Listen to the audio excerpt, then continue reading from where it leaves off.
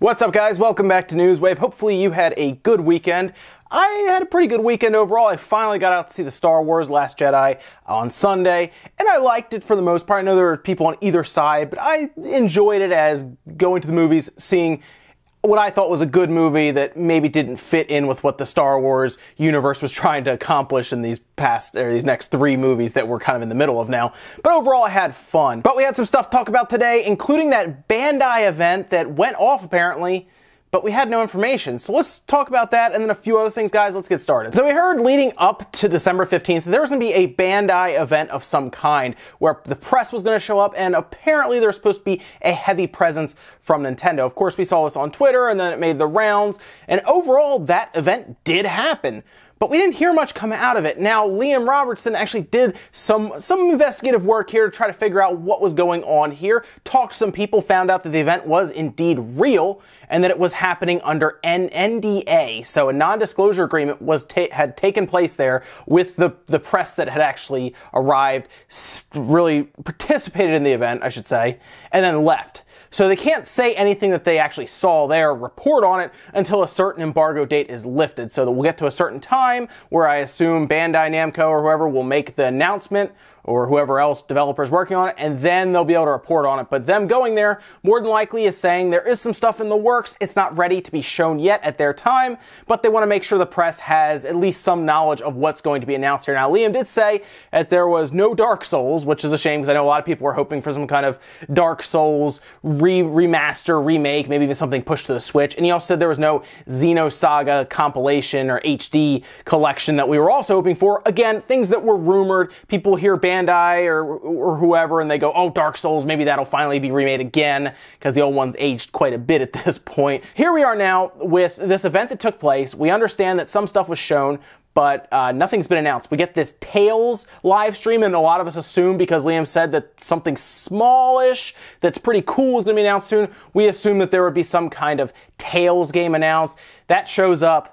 No Tales game announced. It was mostly just something for fans. They kind of went through some of the lore, talked about it, had some fun on the live stream. But then they did at least announce a date for the Tales of Festival, and that's probably where we'll see the next Tales game announced, because that's where Tales of Berseria was announced in 2015, and that's June 16th and June 17th of 2018. So more than likely, that's where the next big Tales event, or at least game, will be announced, but right now, there's nothing from that event at all. Kind of was hyped up, and then nothing really happened when it took place. An NDA is in place, and we just have to wait till whenever they're ready to announce a remaster, whatever that little cool announcement was, or whatever big announcement's hiding behind closed doors. So at this point, all we know is there was an event, press went to it, and nothing for the public, unfortunately. Next up, let's talk about Capcom and Mega Man Legends. And Mega Man Battle Network if you want as well. See, we saw Mega Man 11, or at least the live stream, and a lot of people were hoping that maybe there was something that was going to happen that would have been in like the Mega Man Legends universe, right? Because a lot of us figured that Capcom just forgot about Mega Man. And that was at least until they showed Mega Man 11 telling us, listen, we still like Mega Man, we're still working on it. Here's a brand new Mega Man game that's going to show up. And a lot of us, while maybe not everyone liked the art style or anything, at least we're happy enough that Capcom is working on Mega Man. Well, in a recent interview with Game Informer, the Mega Man 11 game director Koji Oda said, "I'm one of those people who thinks that actions speak louder than words. I could say all kinds of things, but at the end of the day, I'd like fans to see what we're taking it seriously by starting to resurrect the brand in the way that we are, and to continue to prove ourselves moving forward. I love reading survey data. It's a great pastime, and I'm well aware that there is a voice out there that wants something new for games like Mega Man Legends and Battle Network." Listen, I think it's pretty obvious. Capcom would have to be completely deaf to not see that people want the Mega Man Legends 3 that was canceled. Maybe not that exact one, but just another iteration in the series. Mega Man Legends 1 and 2, while they're not super popular compared to some of the other Mega Man games, I do think it's to the point where it at least has a cult following. People will buy it. Sure, maybe it won't be a multi-million-dollar seller, but I do think enough people would buy into it to where Capcom could make money on it and sequels going forward. Also, the Battle Network series, while that one is less popular, I think, than even Legends, that still has a pretty decent following, and I think would have done well on a handheld like the 3DS. but since the 3DS is kind of tapering off now, it would probably end up going to something like the Switch, maybe the PS4. I think the Switch makes a lot of sense for either of those, although Legends could also go to the PS4 and I think do really well there as well, since it has a lot of history on Sony systems. I mean, really, it only went to Nintendo system with Mega Man 64. It wasn't even called Legends there, so it could do well. I think if they did do a Mega Man Legends, it should come out on the PS4, and I think the Switch. I don't think it really needs to come out on the Xbox, but Capcom seems fine pushing their stuff onto everything. However, at this point, they are completely focused on Mega Man 11. That is, of course, we assume coming out next year in 2018 at some point, probably later in the year. And then maybe after it's out and they're done with that, maybe then they'll start looking towards something like a Mega Man Legends or a Battle Network. I'm just happy to hear that they understand that we want, you know, a new Mega Man Legends game. I would have liked to also hear them say that they understand we probably want a new Mega Man X game, because I definitely want like a Mega Man X9. Next up, let's talk about PlayerUnknown's Battlegrounds, or PUBG, on the Xbox One. We talked about it the other day about how the performance is really bad, very sluggish. We're talking like frame rates down into like the 5 frames per second. It's crazy. Even the Xbox One X drops to 10 or even below frames per second, and it's pretty badly optimized. It's poorly optimized on the PC, but more and more information keeps coming out, and it looks more and more like this is just a straight port from the PC version. You can even look at the PC settings if you hook up a mouse and a keyboard to the system, and the keyboard works, the mouse doesn't, but you can actually take a look at all of the different settings. We understand that the Xbox One X is at 4K at medium settings, and the regular Xbox One or the Xbox One S is at 1080p with like low settings, like very low settings, but the game still managed to sell, even with all the performance issues, all the visual issues. It sold 1 million copies in the first 48 hours that it was on the market, which shows me that, man, a name alone can sell a game. Seriously, it's insane. Word of mouth is enough to sell that game. Listen, it's a shooter on the Xbox. It was probably going to do well in the first place, but the fact that it's built up to this astronomical level of you got to buy it because it's this awesome multiplayer game, it's probably oversold a little bit, and people, I think, regretted their purchase after they bought it, seeing the performance. But at least it sounds like developers understand that they need to get this figured out, because now it's on an actual home system rather than just an early access PC. And this is what Brendan Green actually said on a Mixer live stream. It's a little rough, right? But we want to work over the next coming months with the community, with Microsoft, and really polish it off and really make the game run as smooth as we can across all consoles. Brendan Green, of course, is known as Mr. PlayerUnknown's Battleground himself, the developer of the game.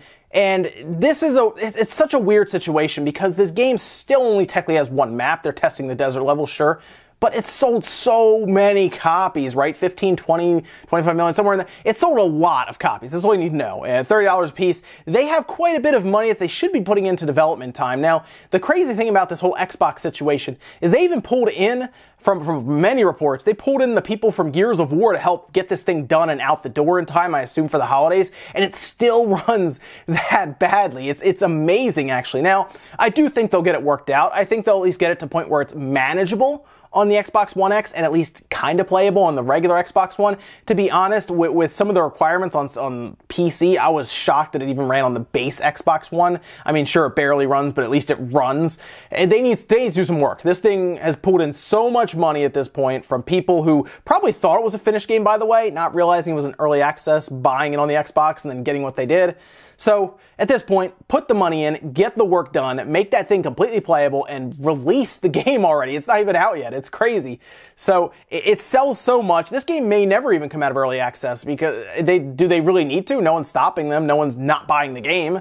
They're making money even if it's not released yet. So, hopefully they get worked out. I mean, I'm giving them the benefit of the doubt here. Next up, let's talk about the Mario cereal. Now, this has been kind of a sore spot for a lot of people, because some of us just believe it was never even in stores, especially me, since I went to a couple stores, 3 different ones actually, a Walmart, a Target, and then a Food Lion, looking for just a glimpse of this box, even a tag on the wall that says it was here, but everyone came by to buy it to then sell it online.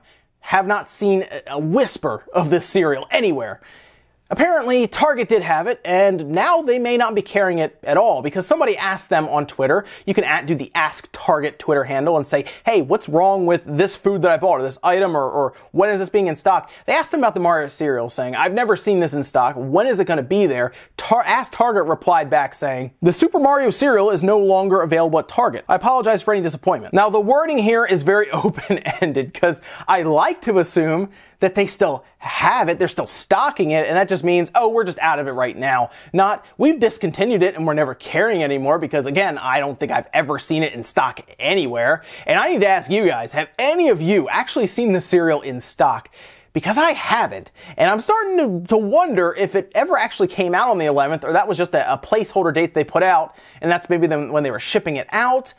I don't know. Next time I go grocery shopping, I guess I'll look for the cereal again, but I haven't even seen as much as a tag on the wall. And to hear that Target maybe just done carrying it now, maybe from stocking issues, or maybe it's just a limited time thing, that's a very limited time thing. That's like a week and then it's gone. So I need to hear from you guys. Is there somebody out there that actually saw it on the wall? You know, if you're out and you see it, take a picture and send it to me on Twitter, because I just need to see it on a store shelf somewhere, because at this point, I barely believe it exists. In our last bit of news, let's talk about Payday 2 on the Nintendo Switch. We know when it's coming out, this end of February, and we kind of know what's coming with it. They said additional content, things like that, are going to show up with the package and everything, and now we kind of have an idea of the price. And it's a little controversial because we don't really know what comes with it.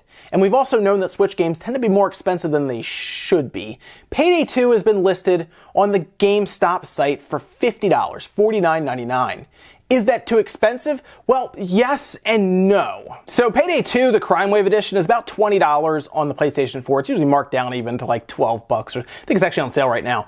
But if you go on Steam and you buy it, and you buy all the additional content, it gets up there in price. It actually gets up close to $50. So here's the thing. If this is more of the Crime Wave, the bare bones kind of edition of Payday 2, rather than all the content that's currently out, as we've heard that there might be, then it's a little too expensive. But if it comes with several bits of content, especially above what the PS4 has that you don't have to download separately, and what Steam comes with, but then all that additional content, then it's completely worth the money. However, we have this narrative where the Switch version tends to be $10 more than most versions, and this even past that, compared to the PS4 version, is much more expensive. So if we see it come out, and they say, oh, all this extra stuff is coming with it, that's a good deal. But if they go, oh, it's basically the PS4 version moved over with that type of content, that's not a good deal. So we have to keep an eye on this situation to see what Payday 2 will come with. I will let you guys know if we get any additional details about what exactly is in Payday 2. We just hear that there's going to be additional content, but how much of that content will be on there? I would like to assume,